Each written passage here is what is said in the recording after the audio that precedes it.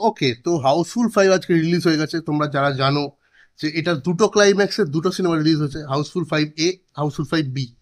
যার জন্য দেখতে একটু টাইম লেগে গেছিলো, কারণ আমি অফিস থেকে বেরিয়ে কাজ আছে, দেখার পর এসে এখন রিভিউ করতে বসেছি।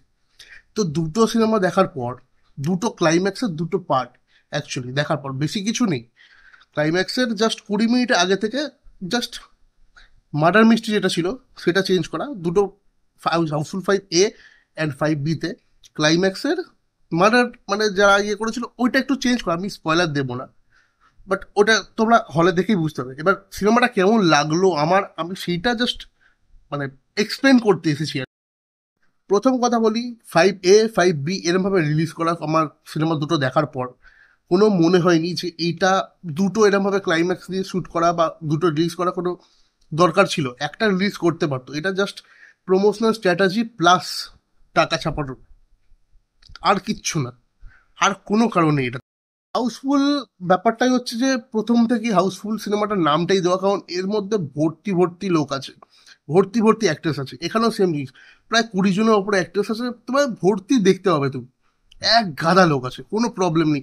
মানে প্রবলেম নেই এর থেকে সব থেকে বড় কথা, কখনো মনে হয়তো তোমার হতে পারে যে এত অ্যাক্টরকে কি করে একটা সিনেমা 2 ঘন্টা 45 মিনিটের সিনেমা, প্রথম কথা দুটো part, দুটোই 5A 5B দুটোই। বাট এরকম কখনো লাগেনি যে কারো স্ক্রিন প্রেজেন্স স্ক্রিন টাইম কম হয়েছে, এরকম কোনো দিন মানে কোনো সিনেমায় দুটো পার্টে কোনো লাগেনি। প্রপার সবাইকে স্ক্রিন টাইমিং দেওয়া হয়েছে, প্রপার কাজ করেছে। ইভেন সঞ্জয় দত্ত আর জ্যাকি শ্রফের যে পার্টটা পুলিশে, সেটাও প্রপারলি হয়েছে। তবে আমার মনে হয় যে দুটো পার্ট, ওই ভাই দুখানা ক্লাইম্যাক্স শুট করে দুখানা সিনেমা রিলিজ করার কোনো মানে ছিল না। কেন করেছে প্রমোশনাল স্ট্র্যাটেজি? এবার এইটার ক্ষেত্রে একটা হতে পারে, এটা যদি সাকসেসফুল হয় এরপর আরো দেখতে পাবো আমরা। তো কি জানি, হাউসফুল একটা কমেডি ফ্র্যাঞ্চাইজি, প্লাস হাউসফুল 5 হচ্ছে কমেডি প্লাস থ্রিলার। থ্রিলারটা কিভাবে তুলেছে, আমি প্রথম কথা বলবো, থ্রিলারটা আমার সেই হিসেবে লাগেনি, একটা মার্ডার মিস্ট্রি। প্রথম সিনেমাটা যখন শুরু হয় তোমার তোমার মনে হবে যে এটা কমেডি সিনেমা দেখতে এসেছি না থ্রিলার সিনেমা দেখতে এসেছি, কারণ প্রথমটা ওরকমভাবে করা হয়েছে, সেট আপটা করা হয়েছে। বাট তারপরে সিনেমাটা যখন শুরু হবে তখন থেকে আস্তে আস্তে কমেডিতে যাবে। বাট কমেডিটাও এখানে ক্রিঞ্জ। অনেকক্ষণ পরে একটা জায়গায় গিয়ে হাসি লাগবে আমার, হাসি লেগেছে পার্টিকুলারলি আমার। যা ঠিক আছে, বাকি যেটা তথাকথিত ফেসবুক জোকস ফোকস থেকে শুরু করে এই এই যে জিনিসগুলো তোলা হয়েছে, তুলে তুলে রাখা হয়েছে কমেডির নামে, শুধু একমাত্র আমি বলতে গেলে অক্ষয় কুমার, অক্ষয় কুমার দারুণ কাজ করেছে, কারণ ওর মুখটা ও এক্সপ্রেশনগুলি, বিশেষ করে ট্রেলার যেটা ছিল যখন জ্যাকলিনের সাথে কেসটা ছিল, ওটা দেখে তুমি বুঝতে পারবে অক্ষয় কুমার ভালো এক্সপ্রেশন দিয়েছে।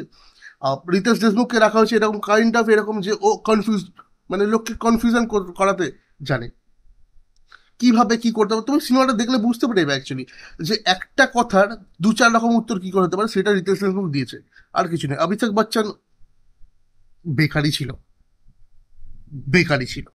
বাকি ভাই যদি একটা কথাতে আসি, সিনেমাটা ঠাড়াক, যেটা থামলে দেখে তোমরা বুঝতে পারবে ঠাড়াক ভাই, অতিরিক্ত পরিমাণে। মানে এমন এমন অ্যাক্টার্সকে এমন এমন জায়গায় এমন ভাবে ক্লিভেজ দেখিয়েছে না, মানে কি বলবো। সৌন্দর্যা শর্মা বলে একজন অ্যাক্ট্রেস আছে, ওর ক্যারেক্টারটাকে লেখাই হয়েছে, মানে তুলেই এনা হয়েছে, মানে পুরো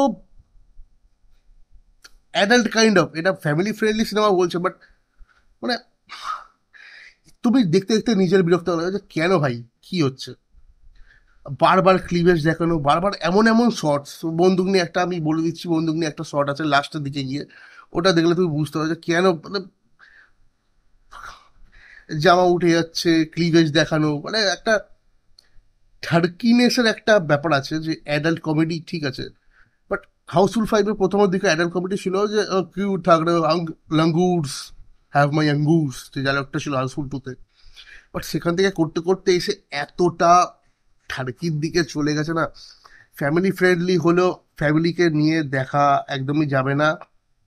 একটা পার্টিকুলার শট আছে, 3জন অ্যাক্ট্রেস একটা টানেল না ইয়ের ভেতর দিয়ে যাবে, ওখান থেকে দিব্যি ভালো করে শটটা নেওয়া যেত, বাট তাদেরকে কি করেছে, সোজা ওপর করে ওপর থেকে ক্যামেরার শটটা নিয়েছে যাতে তাদের ক্লিভেজটা এবং শরীরটা ভালোভাবে দেখা যায় এরকম।